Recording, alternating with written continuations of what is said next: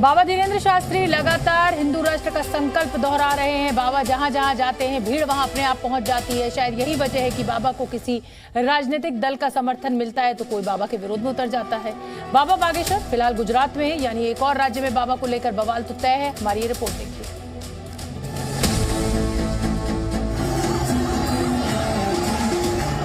दोनों हाथ उठाकर बोलो बागेश्वर धाम की। बाबा बागेश्वर यानी भरपूर भीड़ की गारंटी।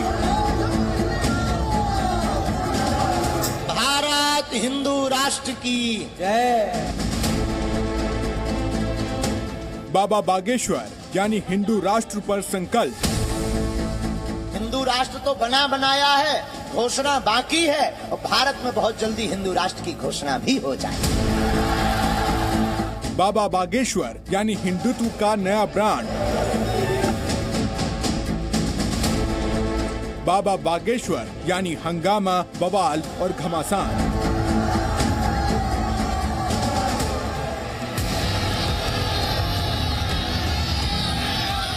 बाबा बागेश्वर जहां पहुंच रहे हैं वहां पंडाल छोटे पड़ रहे हैं। लोगों की भीड़ बेकाबू हो रही है। सड़कों पर उनके स्वागत के लिए हजारों हजार लोग पलक पावड़े बिछाकर खड़े हो जाते हैं। ऐसा ही नजारा अहमदाबाद में भी दिखाई दिया। जब बाबा बागेश्वर अहमदाबाद पहुंचे तो उनके स्वागत में हजारों लोग सड़कों पर आ गए।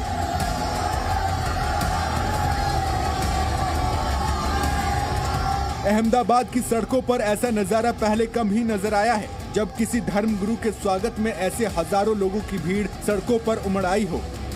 बाबा का काफिला जैसे ही अहमदाबाद एयरपोर्ट से बाहर निकला तो लोग उनकी एक झलक पाने के लिए बेकाबू हो गए। बाबा भी पूरे जोश के साथ लोगों का अभिवादन स्वीकार कर रहे थे। बाबा के ऊपर फूलों की बारिश हो रही थी और लोग बाबा की जय जयकार कर रहे थे।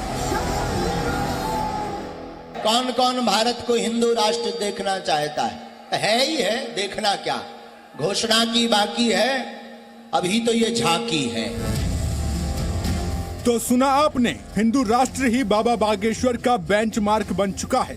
बाबा बागेश्वर देश और विदेश में अपनी पर्ची वाले कारनामों की वजह से कम चर्चाओं में आते हैं, लेकिन अब उनकी चर्चा हिंदू राष्ट्र के बयानों को लेकर ज्यादा होती है।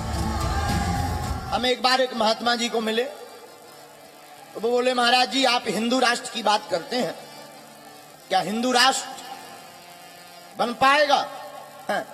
हमने मुस्कुरा करके कहा, हिंदू राष्ट्र तो बना बनाया है, घोषणा बाकी है और भारत में बहुत जल्दी हिंदू राष्ट्र की घोषणा भी हो जाएगी। बाबा बागेश्वर ये बखूबी जानते हैं कि उनका हिंदू राष्ट्र का बयान सियासी गलियारों में तो खूब गूंजता है, लेकिन भीड़ जुटाने के लिए उन्हें दिव्य दरबार भी लगाना होगा, भगवान की कथा भी सुनानी होगी और सत्संग के साथ साथ भजन भी गाने होंगे। तो आपने ऐसा क्या समझा और ऐसा क्या माना कि सनातन धर्म में हमें जाना चाहिए? क्योंकि हम जब आपका ये देखती थी ना, नजदीक कर लो माइक, हाँ। हमका वीडियो देखती थी तब हमको लगता था कि अच्छा है, हमको अच्छा लगती थी। तब बाद में हम राम नाम जब से जप करना शुरू किया, मुझे इतना सुकून मिलता था कि मैंने बता नहीं सकती। मैं रोज राम नाम का जप करती हूँ बहुत। हिंदू राष्ट्र के अलावा बाबा बागेश्वर अब हिंदुओं को एकजुट करने के नए प्लान पर भी काम कर रहे हैं। बाबा बागेश्वर हिंदुओं की जातियों से जुड़े विवादों को दूर करने के लिए जातिवाद से दूर रहने की सलाह भी दे रहे हैं। बाबा बागेश्वर का कहना है कि हिंदू तभी एकजुट हो पाएगा जब वो जातियों की खाई को भरेगा। हमारी कथा का सिद्धांत केवल और केवल एक है कि हमारे भारत में जो जातिवाद की खाई है वो मिट जाए और हम सब हिंदू एक हो जाए। बहरहाल बाबा बागेश्वर का गुजरात दौरा शुरू हो गया है। सनातन मिशन और हिंदू राष्ट्र का एजेंडा लेकर धीरेन्द्र शास्त्री गुजरात पहुंच गए हैं। अब प्रत्येक सनातनियों को जागना है और अपने कृष्ण कन्हैया लाल को कृष्ण जन्मभूमि वाले ठाकुर जी को वहां विराजमान करवाना है। अगले 10 दिनों तक बाबा बागेश्वर गुजरात में ही रहेंगे।